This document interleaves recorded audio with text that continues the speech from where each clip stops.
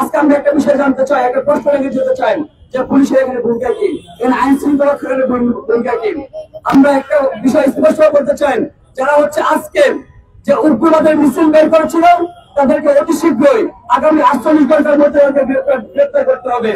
একই সাথে আমরা একটা বিষয় বলতে চাই, যাদের ছত্রছায়ায়, যাদের মদদের, যাদের নীরব ভূমিকা পালন করার কারণে এই সন্ত্রাসী বাহিনী, এই উগ্রবাদ গোষ্ঠী নির্বিঘ্নে যখন রাজপথে তারা সংগ্রাম করতে পারতেছে, সে মদত দাতা, সে পুলিশের বাহিনীদেরকে তাদেরকে আপনার আইনের আওতায় আনতে হবে, তাদেরকে তদন্তের আওতায় আনতে হবে যে আসলে কারা হচ্ছে হাসিনা এজেন্ডা বাস্তবায়ন করতে চান। এই কথা বলে সবাইকে ধন্যবাদ জানিয়ে কথা শেষ করছি।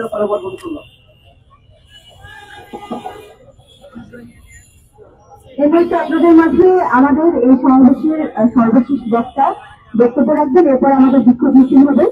এই মুহূর্তে আপনাদের কাছে বক্তব্য রাখছেন বাংলাদেশ গণতান্ত্রিক ছাত্র সংসদের কেন্দ্রীয় নির্বাহী কমিটির জাহিদ হাসান। আজকে বিক্ষোভ সমাবেশে উপস্থিত নেতা কর্মীরা এবং উপস্থিত সংবাদ মাধ্যম কর্মী সবাইকে শুভেচ্ছা জানাচ্ছি। আমরা আজকে গভীর উদ্বেগের সঙ্গে লক্ষ্য করলাম যে আজকে জুম্মার নামাজের পরে বাংলাদেশের জাতীয় মসজিদ বাইতুল মোকাররম থেকে একটি নিষিদ্ধ ঘোষিত জঙ্গি সংগঠনের মিছিল বের হয়েছে এবং সেই মিছিলের প্রচার প্রচারণা আরো বেশ অনেকদিন আগ থেকেই বাংলাদেশে চলছিল। আমরা দেখেছি ঢাকা শহরের প্রত্যেকটি মোড়ে মোড়ে, আমরা দেখেছি মেট্রো রেলের প্রত্যেকটি পিলারে এই সমাবেশের জন্য পোস্টার সাজানো হয়েছে। দীর্ঘ সময় ধরে প্রচার প্রচারণা চললেও আমরা বাংলাদেশের গোয়েন্দা সংস্থা, রাষ্ট্রীয় কোন বাহিনী, আইন শৃঙ্খলা বাহিনীকে এই নিষিদ্ধ ঘোষিত সংগঠনটির ব্যাপারে কোন কঠোর ভূমিকা নিতে দেখিনি। আমরা আজকে সেই পুলিশকে দেখেছি যেই পুলিশ জুলাই মাসে, অগস্ট মাসে আমাদের উপরে নির্বিচারে গুলি চালিয়েছিল। সেই পুলিশকে আজকে আমরা নির্বিকার হাঁটতে দেখেছি পল্টনে এবং বাইতুল মোকাররমে।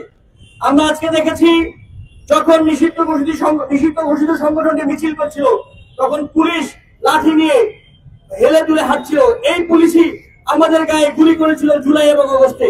পুলিশ নিরীহ ছাত্রদের উপরে গুলি চালাতে পারে, পুলিশ নিরীহ আন্দোলনকারীদের উপরে গুলি চালাতে পারে, নিষিদ্ধ ঘোষিত জঙ্গি সংগঠনটির ব্যাপারে তারা কেন নীরব ভূমিকা পালন করে সেই বিষয়টি বাংলাদেশের মানুষের ভাবার সময় এসেছে। বন্ধুগণ, শুধুমাত্র আজকের এই নয়, আমরা গত অনেকদিন ধরে দেখছি বাংলাদেশের আইন শৃঙ্খলা অবস্থা ধীরে ধীরে অবনতির দিকে যাচ্ছে।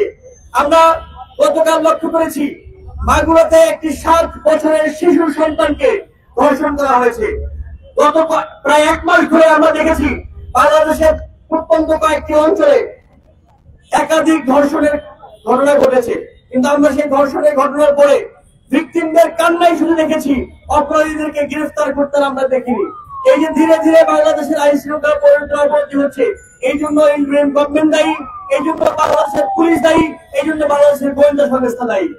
বাংলাদেশের ইন্টারিম গভর্নমেন্টকে, পুলিশকে, গোয়েন্দা বাহিনীকে বলতে চাই, যারা আমরা জুলাই মাস পার করে এসেছি তারা আমরা কোনো কিছুর সামনে মাথা নত করার অবস্থাতে নেই। জুলাই আমরা পার করে এসেছি, পৃথিবীর কোনো কিছুকে পরোয়া করবার মতো, পৃথিবীর কোনো কিছুকে ভয় পেয়ে রাজপথ ছেড়ে যাওয়ার মতো অবস্থায় আমরা নেই।